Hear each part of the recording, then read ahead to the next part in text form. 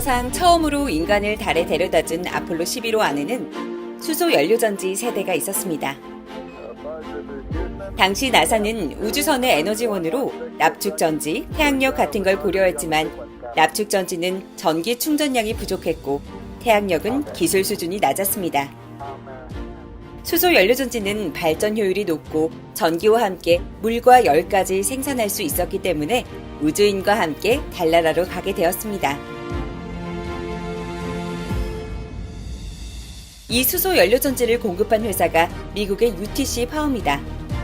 두산은 2014년 UTC를 전신으로 하는 클리어 엣지 파워를 인수했고 UTC 파워의 원천 기술이 클리어 엣지 파워를 거쳐 두산의 수소 연료전지 기술에 고스란히 담겨 있습니다.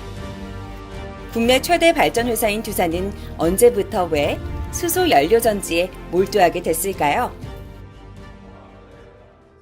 에너지 전환의 시대에서 즉 친환경으로 가자라고 하는 우리 이 사회의 큰 변화 속에서 과연 어떤 산업 섹터가 제일 먼저 이러한 변화를 체감하게 되느냐라고 봤을 때 나는컨대 그거는 발전 사업을 하는 사람들이 제일 먼저 체감하고 변화에 맞닥뜨린다.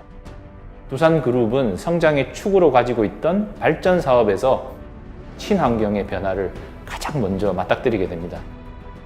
이러한 변화 속에서 두산은 대안을 찾아 나섰습니다. 그렇게 해서 찾아낸 것은 수소 에너지와 재생 에너지였고 2005년부터 연구 개발에 착수했습니다.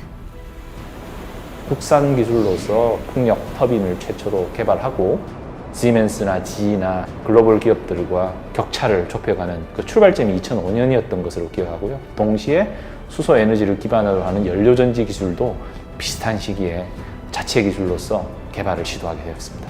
연료전지 기술과 풍력 터빈 기술이라는 것을 해외에서 수입을 해서 조립한다든지 국내 시장에 판매만 하는 그런 형태가 아니고 원천 기술을 스스로 가져보자라는 두산그룹의 각 계열사 기술연구소들이 직접 우리의 인력과 자본을 투입을 해서 우리의 기술로서 개발하려고 2005년도부터 시작을 했었습니다. 그러나 국내 수소 연료전지와 관련된 연구 데이터가 많지 않았기 때문에 기술 개발 과정이 쉽지만은 않았습니다. 두산은 연구와 모니터링을 계속했고 2014년 수소 연료전지의 핵심 원천 기술을 보유하고 있는 미국의 클리어 엣지 파워가 M&A 시장에 나오게 됐을 때 빠르게 인수를 결정했습니다. M&A를 통해서 수소 연료전지의 핵심 원천 기술을 확보하게 됐고 그동안 한국에서 자체 개발한 기술과 융합해 수소 전용 연료전지 모델을 개발했습니다.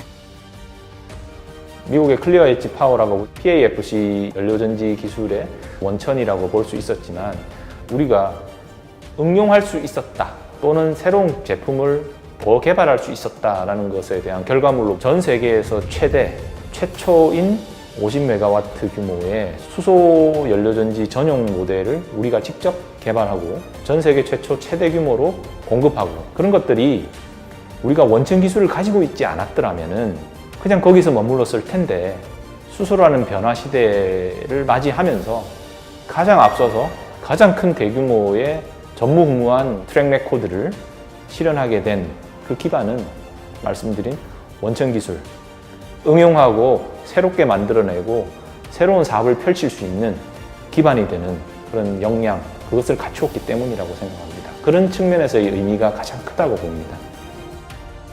모든 생물의 에너지원으로 불리는 첫 번째 원소 수소. 대한민국 첫 번째 근대 기업 두산의 새로운 혁신 동력으로 자라고 있습니다.